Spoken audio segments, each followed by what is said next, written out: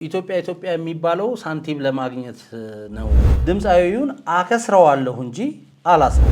ሰዋሰው መልቲሚዲያ የተወሰኑ ሙዚቃዎች ከአልበሙ ላይ ይውጡ የሚል ጥያቄ አቅርቦ እንግዲህ ያ ስላልሆነ ውላቸው እንደፈረሰ ለፈለፈው እንጂ መቻጣውት ነኝ አይራቀቅብኝ።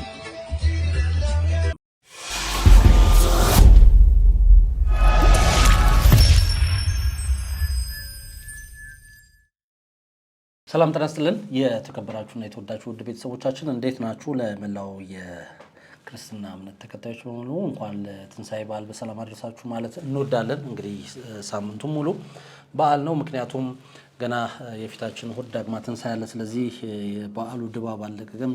በዓሉ እንዴት አለፈ የሚለውን እንግዲህ ከታች ኮመንት ላይ ያስቀምጡልን። ያው እንደሚታወቀው የተለያዩ ተግባራት የሚከናወኑበት በዓል ነው። የእርድ በዓል ነው። እጅግ በጣም ደስ የሚል ቤተሰቦች ተሰብስበው እንግዲህ በዓሉን የሚያከብሩበት ነው። እናንተስ በዓሉ እንዴት አከበራችሁ? ለማንኛውም እንኳን አደረሳችሁ ማለት እንወዳለን። አንድ እንግዲህ ከሰሞኑ እጅግ በጣም መነጋገሪያ የሆነ ጉዳይ አለ። ቀደም ሲል እንግዲህ እስክንድርም ወደ እናንተ አንድ ፕሮግራም አድርሷል።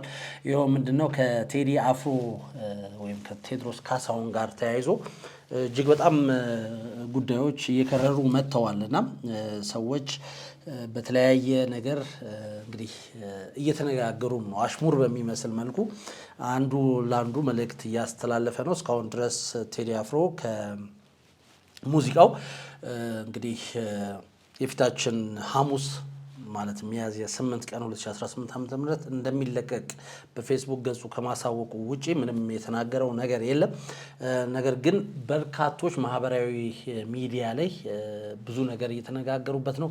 ብዙ ተመልካች ያገኙትን እንግዲህ ወደ እናንተ ላደርስ ወድጃለሁ። ለማንኛውም ከመሸጋገሪያ በኋላ ስንመጣ ምን አይነት ጉዳዮች መነጋገሪያ ሆኑ? ለምንስ ነው እነኛ ነገሮች የሆኑት? እነማንስ ይህን ጉዳይ ተከትሎ ወይም ደግሞ የቴዲ አፍሮን የአልበም መለቀቅ ተከትሎ ምን ተናገሩ የሚለውን ወደ እናንተ የምናደርስ ይሆናል። ከመሸጋገሪያ በኋላ ተመልሰን እንምጣ።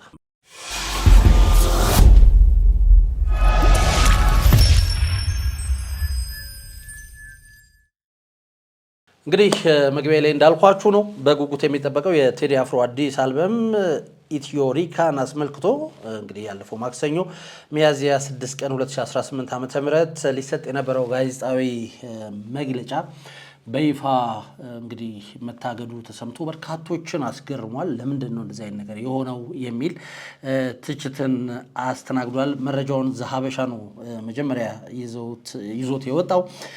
ቴዲ ከተለያዩ ጋዜጠኞች ጋር የሚያደርገውን ይህ መግለጫ በቀጥታ ለማስተላለፍ ከአርቲስት ቲቪ ጋር እንግዲህ አስቀድሞ ኮንትራት ወይም ደግሞ ስምምነት ተፈራርሞ እንደነበረ ሁላችንም የምናስታውሰው ነው።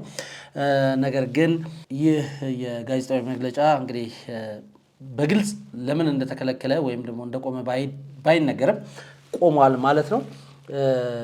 የቴሌቪዥን ጣቢያው እንግዲህ ይሄንን ፕሮግራም ማስተላለፍ እንደማይችል አሁንም በግልጽ ባይናገርም እንዳልኳችሁ ያው ፕሮግራሙ ሳይተላለፍ ቀርቷል። ሁለተኛ ነገር ምንድነው አርቲስት ቴሌቪዥን ራሱ በፌስቡክ ገጹ ላይ እንግዲህ መፈራረሙንና ይህን ጋዜጣዊ መግለጫ በቀጥታ ወደ ሕዝብ እንደሚያደርስ ይፋ ያደረገበትን ፖስት እስከ ማንሳት እንግዲህ ደርሷል። ይሄም የሆነ ነገር እንዳለበት ይታወቃል። ነገር ግን ማን ለምን እና እንዴት ይሄ ነገር ተከለከለ የሚለው ነገር ግልጽ አይደለም። በርካቶች የራሳቸውን መላምት እየሰጡ ነው። የሆነ ሆኖ ግን እንግዲህ አሁንም መነጋገሪያ ሆኖ ቀጥሏል። ከዚህ በፊት እንደዚሁ ሰዋሰው ከቴዲ አፍሮ ጋር የነበረውን ውል አቋርጦ ቴዲ አፍሮ ተቀብሎት የነበረውን ገንዘብ እስከ መመለስ ደርሷል ተብሎ ነበረ። ሰዋሰውም ለምንድን ነው ከቴዲ አፍሮ ጋር የነበረውን ይህንን አልበም ለመልቀቅ ተስማምቶ የነበረውን ስምምነት እንግዲህ የፈረሰው የሚለውን ነገር ብዙዎች እያሉ ያሉት ምንድን ነው ሰዋሰው መልቲሚዲያ የተወሰኑ ሙዚቃዎች ከአልበሙ ላይ ይውጡ የሚል ጥያቄ አቅርቦ እንግዲህ ያ ስላልሆነ ውላቸው እንደፈረሰ ከዛ በኋላም ቴዲ አፍሮ በራሱ የዩቲዩብ ገጽ እንግዲህ ይህንን ሙዚቃ እንደሚለቅ ይሄን የሙዚቃ አልበም እንደሚለቅ ተናግሯል ማለት ነው። እንደዚህ ያለ እንግዲህ ከፍተኛ ውጥረት መነጋገሪያ ሆኗል። እንደሚታወቀው ቴዲ አፍሮ ኢትዮጵያ ውስጥ በርካታ አድናቂዎች ካላቸው አርቲስቶች ግንባር ቀደሙ ነው። ምንም ጥያቄ የለውም። እጅግ በጣም ጎበዝ ሙዚቀኛ ነው። ይገጥማል፣ ድምፃዊ ነው፣ ዜማን ይደርሳል። ብዙ ነገሮችን ራሱ የሚሰራ በርካቶች የሚወዱት እጅግ በጣም ተወዳጅ አርቲስት ነው። የሆነ ሆኖ ግን እንግዲህ ከአልበሙ ጋር ተያይዞ አሁንም ፍጥጫዎች ቀጥለዋል። ለማንኛውም ከዚህ አልበም መለቀቅ ጋር ተያይዞ አንዳንድ ጽሁፎችን ፌስቡክ ላይ እያየው ነበርና ምናልባት ከእናንተ ጋር እነኝን ጽሁፎች ብናየው ብዬ አሰብኩ። እንግዲህ የመጀመሪያው ካሙዙ ካሳ ነው። እንግዲህ ስም አልጠቀሰም እውነት ለመናገር ነገር ግን ፌስቡክ ላይ ይሄ ጽሁፍ ወይም ደግሞ ይሄ ግጥም በቀጥታ ለቴዲ አፍሮ ነው የሚል ትችትን እያስተናገደ ነው። ካሙዙ ካሳ እንደሚታወቀው በቅርቡ በፖለቲካ ተሳታፊ ነው፣ ተመራጭ ነው። ረጡ እንቅስቃሴ ማድረጉ አይቀርም።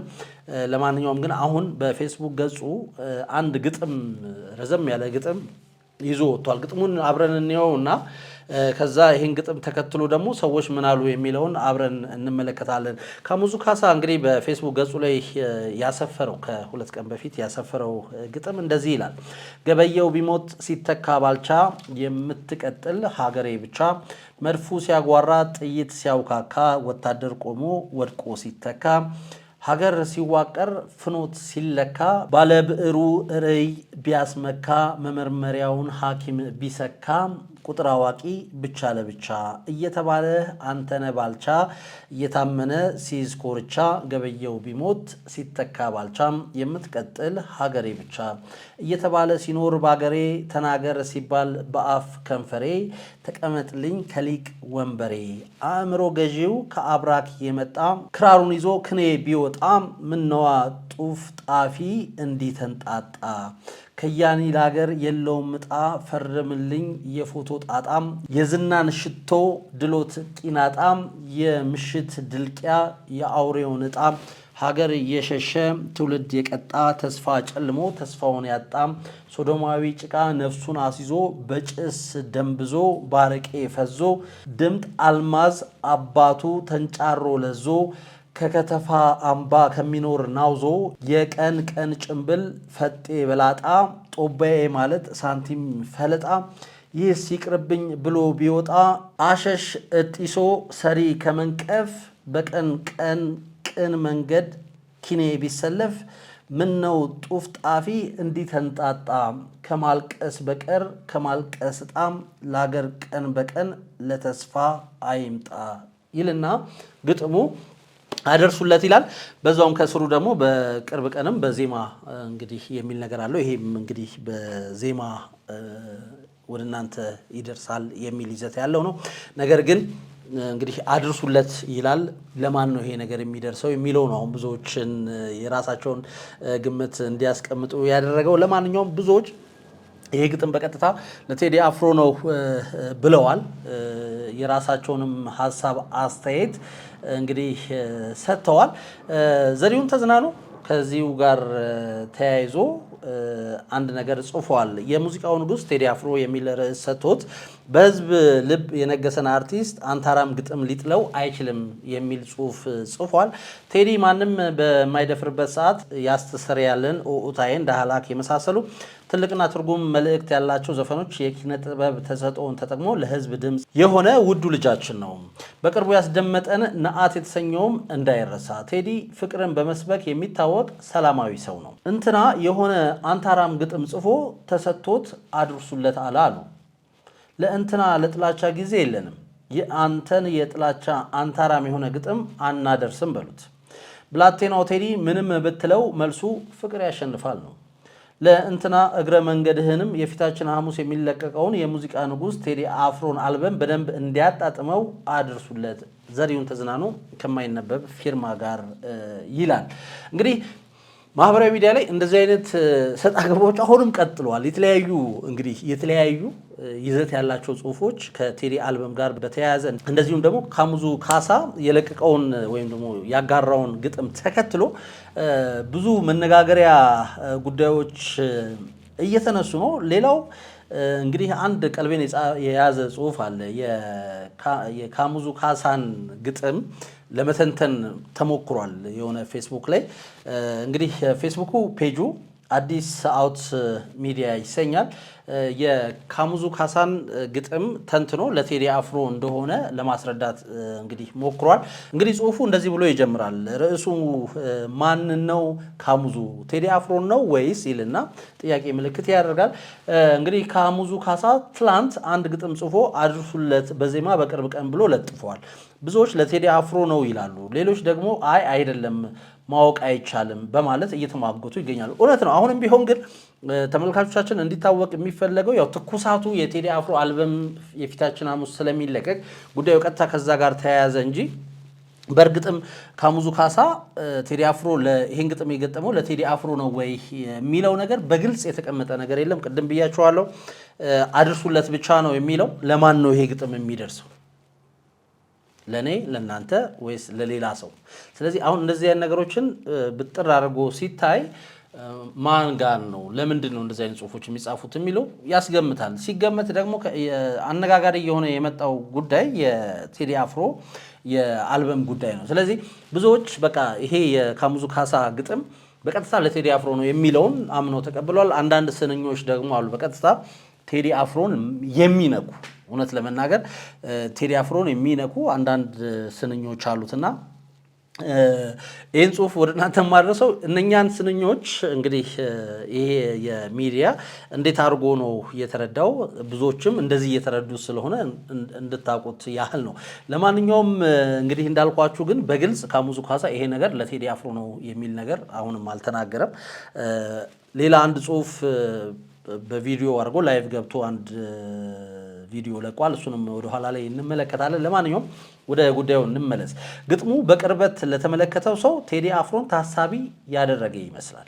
ምንም እንኳን ገጣሚው ካሙዙ ካሳ በግልጽ ስም ባይጠቅስም በግጥሙ ውስጥ ያሰፈራቸው ምስለ ቅላጼዎች ወይም ደግሞ ኢሜጅ የሚባሉት በምናብ አንድን ግጥም አንድ ጽሑፍ ስናነብ በምናብ የሆነን ነገር እንስላለን አይደል? ለምሳሌ አሁን የፍቅር እስከ መቃብርን መጽሐፍ ስናነብ ገጠር ውስጥ ያሉትን እነበዛብህ እነሰብለን እየሳልን ይሄ ኢሜጅ እየፈጠርን ነው ነገሮችን የምናነባው። ልክ እንደዛ ይሄ ምስለ ቅላጼው ቀጥታ ለቴዲ አፍሮ ይመስላል የሚል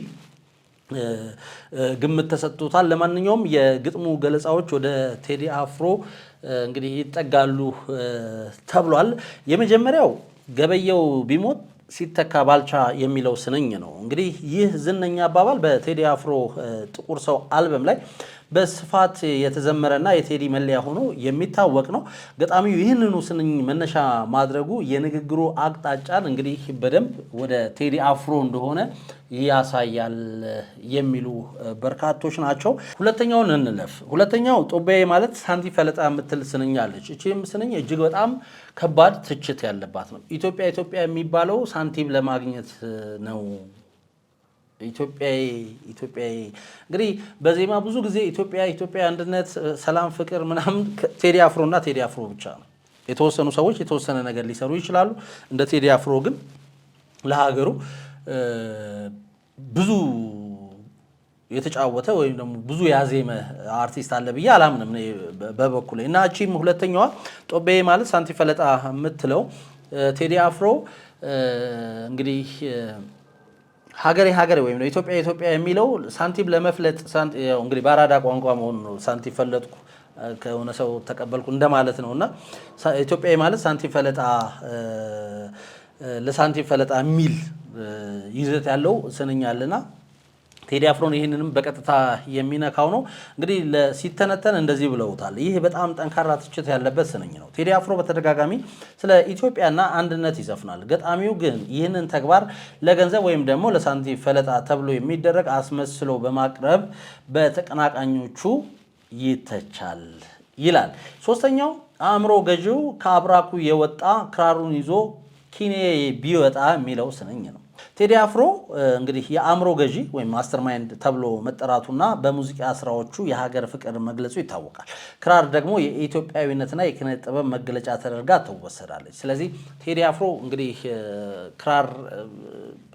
ለክራር ብዙ ፍቅር እንዳለው ይታወቃል እና የሆኑ ዜማዎች ላይም ስለ በክራር ሐሳቡን ገልጿል። ስለ ክራርም የተጫወታቸው ዜማዎች አሉና እንግዲህ ካሙዙ አንደኛው የጻፈው ስንኝ ቀጥታ ቴዲ አፍሮን ለመንካት ታስቦ እንደሆነ በግልጽ ተቀምጧል ተብሎ እየወሰደ ነው። ሌላኛው አራተኛው ምንድነው የፎቶ ጣጣ የዝናን ሽቶ የሚለው ነው።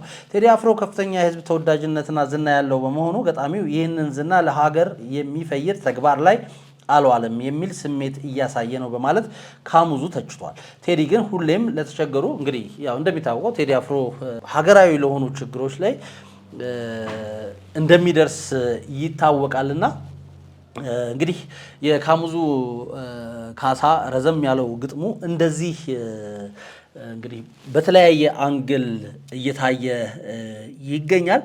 ለማንኛውም በርካቶች ይህን ሀሳብ በነገራችን ላይ ማህበራዊ ሚዲያ ላይ እየተቀባበሉት ይገኛሉ። ለመውጫ እንዲሆነን እንግዲህ ብዙዎች የሚያነቡት ብዙዎች የሚከታተሉት ፌስቡክ ላይ ቴዎድሮስ ተክለአረጋይም እንግዲህ ይህንን ግልጽ የማህበራዊ ሚዲያ ጦርነት ተቀላቅሏል ማለት እንችላለን። ቴዎድሮስ ተክለአረጋይ 137 ሺህ በላይ ፎሎወሮች አሉት። ለማንኛውም ምን ብሎ ነው እንግዲህ ቴዎድሮስ ተክለአረጋይ እየጻፈው እጅግ አስገራሚ ሀሳብ እንዲሁም ደግሞ እንዴት የሚያስብል ነገር ነው ይዞ የመጣው። ቴዲ አፍሮን ማሰር ሳይሆን ማክሰር ነው የሚያዋጣው ይላል የቴዎድሮስ ተክለአረጋይ ጽሁፍ። እንግዲህ ጽሁፉን እንደወረደ ነው ወደ እናንተ የማደርሰው። በኢህአዴግ ዘመን ነጋዴዎች ወቅታዊ ጉዳዮችን ታሳቢ አድርገው የሸቀጦች ዋጋ በማናር ህዝቡን የሚያማርሩበት ደረጃ ላይ ደረሱ። መንግስት ያለ አግባብ ዋጋ ጭማሪ ያደረጉ ያላቸውን ነጋዴዎች ማሰር ጀመረ። የስጋ ዋጋም ተተምኖ ማናቸውም የሀገሪቱ እውቅ ልኳንዳ ቤቶች ሳይቀሩ 1 ኪሎ ስጋ ይመስለኛል በብር 56 ብር እንዲሸጡ አዘዘ። በዚያ ጊዜ የተከበሩ አቶ ቡልቻ ደመቅሳ ፓርላማውን ለሚመሩት አቶ መለስ ዜናዊ ክቡር ጠቅላይ ሚኒስትር ነጋዴ ማሰር ሳይሆን ማክሰር ነው የሚያዋጣው፣ ስንዴውን ሲሚንቶውን ከውጭ በገፍ አስገብቶ በገበያ ውስጥ መርጨት፣ ህዝቡ የቀነሰለትን ነው የሚገዛው። በዚህ መንገድ ነጋዴውን ማክሰር እንጂ ማሰር አያዋጣም፣ አስረን አንጨርሰውም ሲሉ ተናገሩ ወይም ደግሞ አሉ ይላል። በወቅቱ አቶ መለስን ጨምሮ ሁሉም የፓርላማ አባላት የጃጀ ሀሳብ አድርገው አጣጣሉባቸው። አቶ መለስ እንደውም ሲሚንቶ ማለት ድንጋይ ነው፣ እንዴት ድንጋይ በመርከብ አስጭነን እናመጣለን አሉ።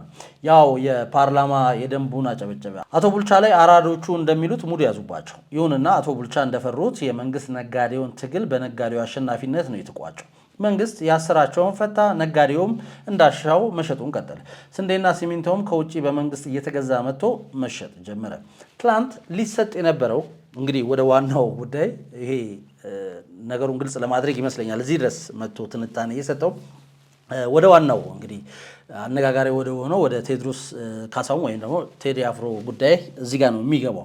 ትላንት ሊሰጥ የነበረው የድምፃዊ ቴዎድሮስ ካሳሁን ወይም ደግሞ ቴዲ አፍሮ ጋዜጣዊ መግለጫ ተከለከለ መባሉን የአቶ ቡልቻን ማሰር ሳይሆን ማክሰር አባባል አስታውሰኝ። ሀሳብን መከልከል ማሰር ማለት እሱ ነው። ጋዜጣዊ መግለጫውን የከለከለው አካል ይህንን ያደረገው ለመንግስት አስቦ ከሆነ ትልቅ ስህተት እየሰራ ይመስለኛል። በብልጽግና ውስጥ ያለ የድምፃዊ ደጋፊ ሆን ብሎ ያደረገውም ይመስላል። የድምፃዊው ጋዜጣዊ መግለጫ የተከለከለው ሀሳቡ ህዝብ ጋር እንዳይደርስ ነው። ተከልክሎስ ውጤቱ ምን ሆነ? የኢትዮሪካ አልበም ጉዳይ ክልከላው ከመፈቀዱ በላይ አድናቂዎቹ ጋር አላደረሰውም፣ ሙቀቱን አልጨምረውም፣ ምንም ቢሆን አላስባለውም። ስራዎቹስ ወጥተው ለመስማት ጉጉት አልፈጠረም። እኔ ብሆን ለመንግስት ይህንን መንገድ አልመክርም። እንደውም እነ ኢቲቪ እና ፋና ጋዜጣዊ መግለጫው ላይ ተገኝተው ደመቅ አድርገው እንዲዘግቡት ነው የማደርገው። ድምፃዊውን አከስረዋለሁ እንጂ አላስረውም። እንግዲህ ከአዳምና ሔዋን ጀምሮ በመጣ ልማድ የሰው ልጅ የተከለከለ ነገር ከተፈቀደው በላይ ትኩረቱን ይስበዋል። ቀጥሎስ በየሬዲዮና ቴሌቪዥን ጣቢያዎች ሁሉም ዘፈኖች ያለ ክልከላ ይለቀቃሉ። ባይቀርቡስ ማን ነው የሚጎዳው? ለድምፃዊ ቴዎድሮስ ካሳሁን ዝና ስራዎቹ የድምፃዊ ተሰጥኦ፣ የሙያ ዲሲፕሊኑ ወዘተ ትልቁን ድርሻ ቢይዙም የኢህአዴግ መንግስት ድምፃዊውን እንደ ጥበብ ሰው አለመቁጠር ቀላል የማይባል አስተዋጽኦ አበርክቶለታል።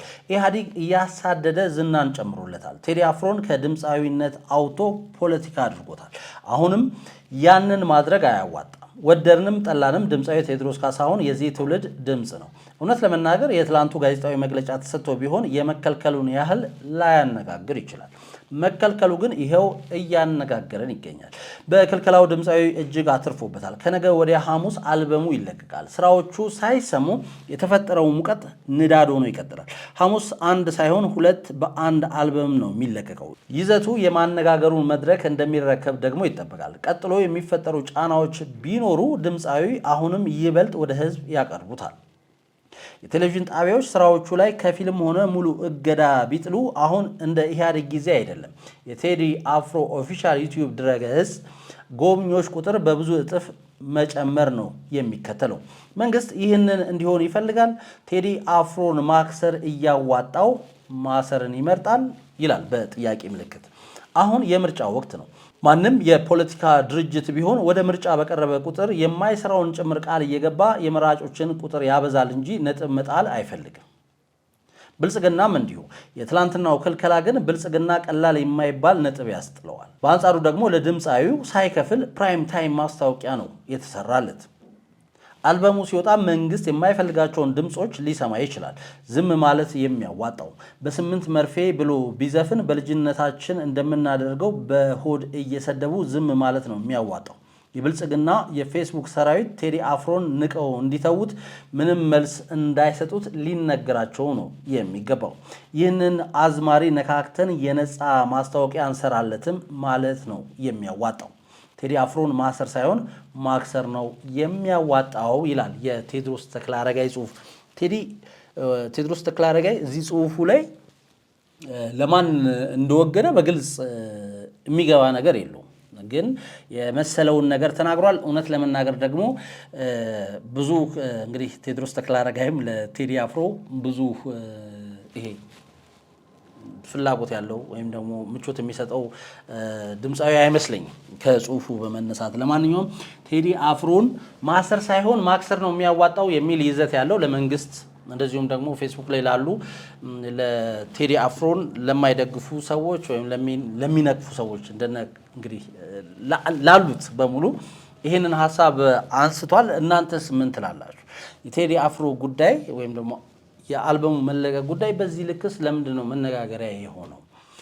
አልበሙ ቀደም ሲል እንዳልኳችሁ በሰዋሰው መተግበሪያ ላይ ይለቀቃል ተብሎ ነበረ። ከዛ በኋላ በጣም ብዙ ዝግቦች ተነስተው እንግዲህ ቅድሚያ ክፍያ የተከፈለውን ሁሉ ተመልሶ ቴዲ አፍሮ በፌስቡክ ገጹ በቀጥታ ሐሙስ ሚያዝያ 8 2018 18 ሙዚቃዎችን የያዘውን አልበሜን እለቃለሁ ብሏል። እንግዲህ በቀጥታ ነው ይሄንን ያስታወቀው። ስለዚህ ሐሙስ ማለት እንግዲህ አሁን ይሄን ቪዲዮ እየተመለከታችሁት ከሆነ አንድ ቀን እድሜ እንኳን አይሞላው አልበሙ ይለቀቅ ሊሆን ይችላል። ለማንኛውም ግን ይሄን ያህል መነጋገሪያ የሆነው ለምንድን ነው? በርካቶችስ እንግዲህ ይሄን ያህል የአንድን አልበም ጉዳይ እንዳለው ነው። በቃ ሙዚቃ መስማት የሚፈልጉ ሰዎች እንደ አንድ ሙዚቃ ሰሚ ሰምተው ዝም የሚሉት ጊዜ ሆኖ ሳለ በእንደዚህ ልክ የጋዜጣዊ መግለጫን ማገድ ቴዎድሮስ ተክለአረጋይም ተናግሮታል። አሁን ዘመኑ የያኔው ዘመን አይደለም፣ 1990ዎቹ ዘመን አይደለም። ምክንያቱም ቴዲ አፍሮ በራሱ ፌስቡክ ገጽ ወይም ደግሞ በዩቲዩብ ቻናሉ ወይም ደግሞ በኢንስታግራሙም በሉት በየትኛውም አማራጭ መጥቶ እኮ ላይቭ ቀጥታ ጋዜጣዊ መግለጫ መስጠት ይችላል። ግልጽ ነው፣ ማድረግ የሚቻልበት ዘመን ላይ ነው ያለ ነው። የጋዜጣዊ መግለጫውን ህዝባዊ በሆኑ መገናኛ ብዙሃን ማድረግም በፌስቡክም ማድረግ እንደዚሁም ደግሞ በዩቲዩብ ቀጥታ ማድረግ ያን ያህል የተመልካች እጥረት አይገጥማቸውም። እንደውም ብዙ ተመልካች ያገኛል። ማህበራዊ ሚዲያ ላይ ወጥቶ ፌስቡክ ላይ ወጥቶ በቃ ጋዜጣዊ መግለጫ ቢሰጥ አልበሜን ተመልክቶ ማለት ይችላል።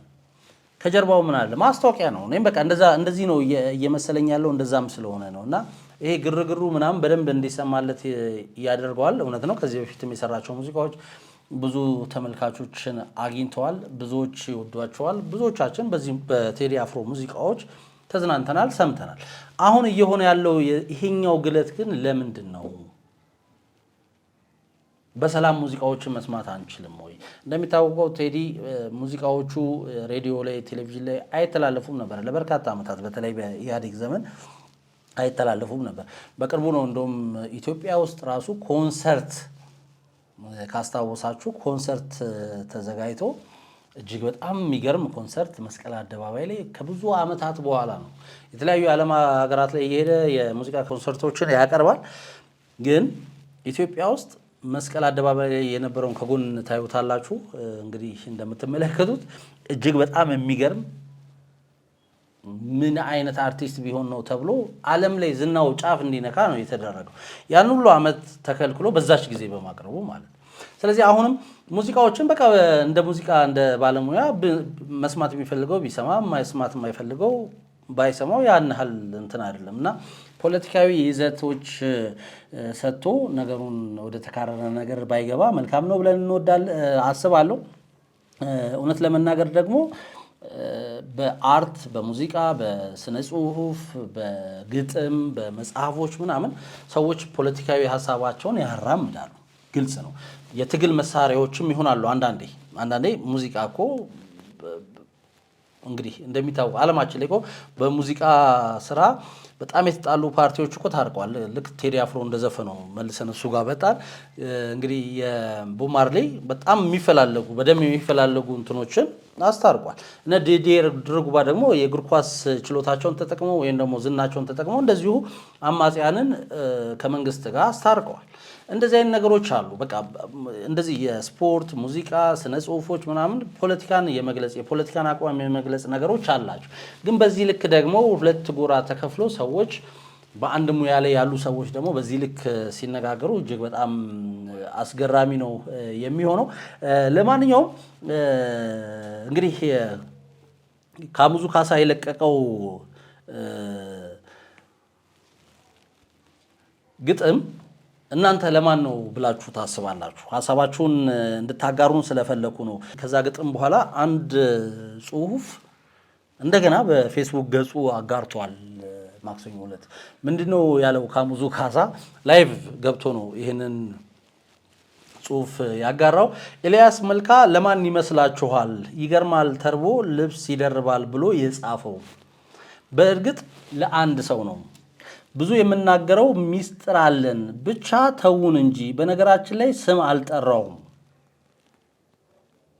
ይልና አስተዋልኩት ብሎ ህመሜን ቢነግረኝ አላጨበጭብም መድኃኒት ካልሰጠኝ ይላል። በነገራችን ላይ ቴዲ አፍሮና ኤልያስ መልካ አብረው ይሰሩ የነበሩ ከዛ በኋላ ግን ወዳጅነታቸው የቀረ ቴዲም የራሱን ስራ መስራት የጀመረ እንግዲህ ኤልያስ መልካም ነፍሱን ይማረውና ብዙ የራሱን የሆነ ስራዎች ሰርቶ ያለፈ በብዙዎቻችን ልብ ውስጥ ያለ የሙዚቃ ሰው ነው ኤልያስ መልካ።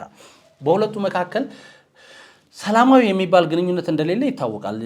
ብዙ ጊዜ ሚዲያ ላይ ተወርቷል፣ ብዙዎች ተናግረዋል። ለማንኛውም ኤልያስ መልካም ይህንን ይገርማል ተርቦስ ልብስ ይደርባል ብሎ የጻፈው ለማን ይመስላችኋል? በእርግጥ ስም አልጠቀስኩም ብሏል። እንግዲህ አሁንም ለማንኛውም ይገርማል ተርቦ ልብስ ይደርባል፣ ይደንቃል ተጠምቶ እሳት ይሞቃል ለመናገር መጎምጀቱ ለእኛስ ነው ወይ መድኃኒቱ እያለ የሚቀጥለው ሙዚቃን እንግዲህ ኤልያስ መልካ ነው ያቀናበረው። እጅግ በጣም በሬጌ ስልት የተቀነቀነ እጅግ በጣም ደስ የሚል ሙዚቃ እንደሆነ ሁላችንም እናውቃለን።